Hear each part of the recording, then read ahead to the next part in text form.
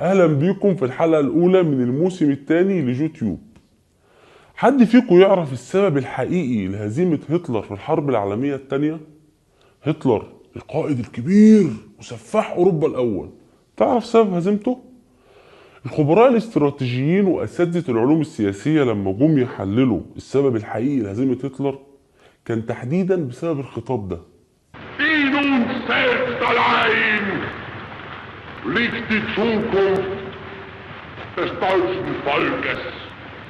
Wenn wir selbst dieses deutsche Volk emporführen durch eigene Arbeit, durch eigenen Fleiß, eigene Entschlossenheit, eigenen Trotz, eigene Beharrlichkeit, dann werden wir wieder emporsteigen, genau wie die Väter einst auch Deutschland nicht des Selbst erhielten, sondern selbst den schaffen mussten. بالظبط. مشكلة هتلر الرئيسية انه كان سفاح لاسع. سلالم ايه وبتنجان ايه اللي طلع يتكلم عليه؟ في سفاح كبير يطلع يقول للناس الانجليز خدوا السلم معاهم فوق. فوق فين؟ خد السلم معاه فوق، يعني ما حد مش اقسم بالله تاني. أني واحدة فيهم يا سيادة الفريق، معلش أنا حمار. يعني ما حد مش ما فهمتش. اهدى بس يا عمرو. السيسي يختلف عن الاخرون. تعالى ونقول لك هو عايز يقول ايه. النظام السابق خد الديمقراطية سلم يصعد بيه الى السلطة. لا بصراحة غلطانين. ازاي يعني ياخدوا الديمقراطية سلم للوصول للحكم؟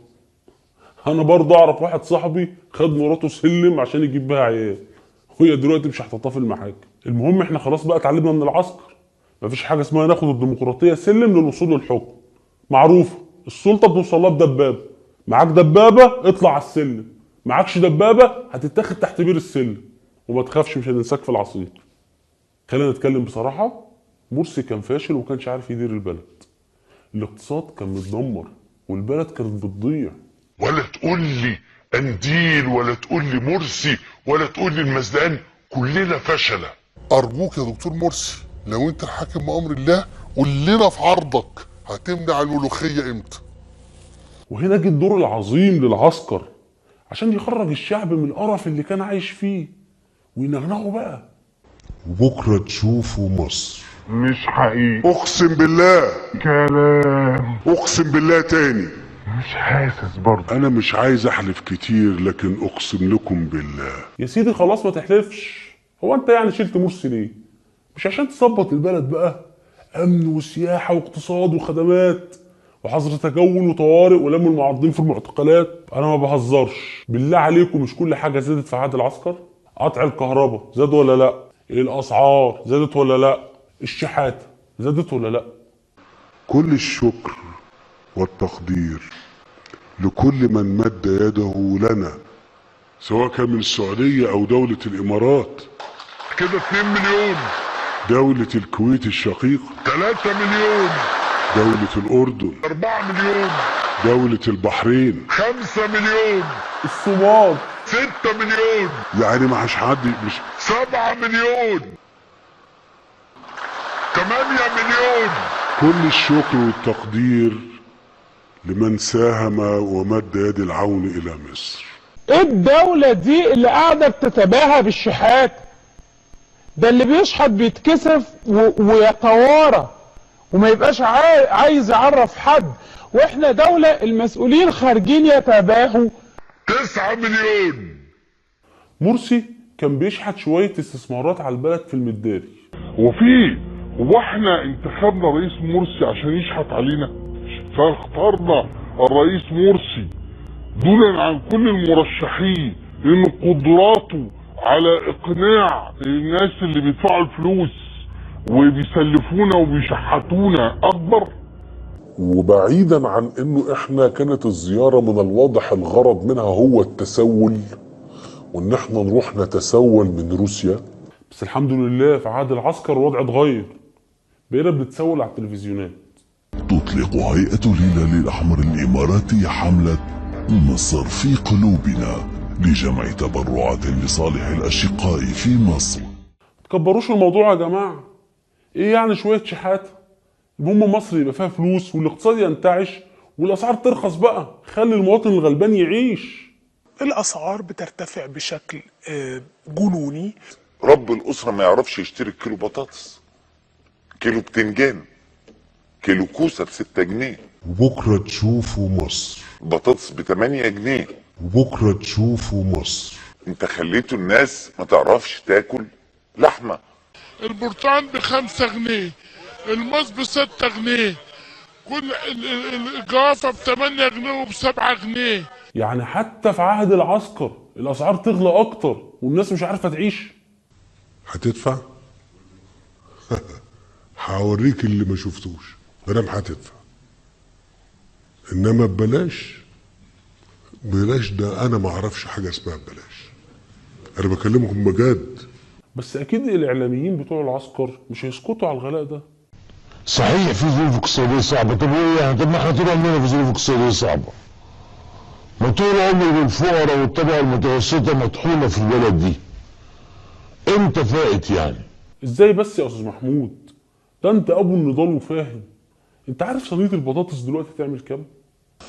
صينيه البطاطس هتتكلف كتير، يعني لما تحط عليها اللحمه البطاطس ب6 جنيه ولا 5 جنيه ونص كيلو. ايوه يا استاذ محمود، بس انا دلوقتي مواطن عادي نازل اشتري حاجات من السوق لقيت الاسعار مولعه. حكومه العسكر عملت لي ايه عشان تواجه الغلاء ده؟ اذا انت نزلت السوق ولقيت الاسعار دي مش حقيقيه تكلم بقى ايه المواطن، تكلم على الخط الساخن، تكلم 19 468 وبقابلني اذا حد رد عليك. ليه يا عم؟ انت فاكرنا ايام مرسي؟ الوضع دلوقتي اتغير. 19 468. الو الو، خط الساخن؟ اؤمر. لو سمحت دلوقتي حضرتك انا اشتريت بطاطس حالا من تحت البيت والراجل باعها لي غاليه عن اسعار السوق اللي عرضها الاستاذ محمود سعد. بكام يعني؟ ب8 جنيه. اديني عنوانك بسرعه. 5 شارع البطل احمد عبد العزيز. احجز لي 5 كيلو، ده عندنا ب10 جنيه. برضو المشكله ما اتحلتش. فين يا جماعه ابداعات العسكر؟ التسعيرة الجبرية بقى. تسعيرة جبرية. التسعيره الجبريه. تطبيق تسعيرة جبرية. التسعيرة الجبريه؟ انا سمعت المصطلح ده فين قبل كده؟ في كوريا الشماليه عندهم برضو حكم عسكر، وعندهم برضو دلوقتي الجنود سايبين الحدود وبيجروا ربيعين الخضار في السوق.